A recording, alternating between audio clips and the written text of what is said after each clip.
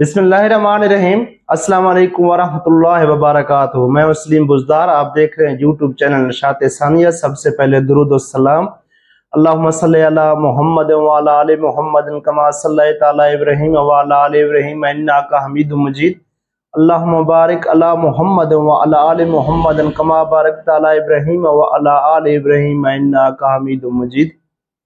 हज़रत उनस रज़ी अल्लाह तआला अन्हु फरमाते हैं कि हम रसूलुल्लाह सल्लल्लाहु अलैहि वसल्लम की मजलिस में सफ़ा में बैठे हुए थे कि एक मुहाजिरा औरत अपनी बच्चे को लिए हुई आई, जो कि सुन बलोगत को पहुंच चुका था। आप सल्लल्लाहु अलैहि वसल्लम ने औरत को तो मेहमान बनाकर औरतों की तरफ भेज दिया और इसके बच्चे को हमारे साथ रखा। कुछ दिन ही गुजरे थे कि वो बच्चा मदीना में वबा की जिद में आ गया। वो कुछ दिन बीमार रहकर इंतकाल कर गया। आप सल्लल्लाहु अलैहि वसल्लम ने इसकी आंखें बंद की और तजहीज़ व तदफीन का हुक्म फरमाया।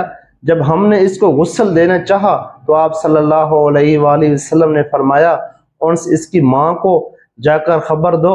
तो मैंने इसको खबर दी।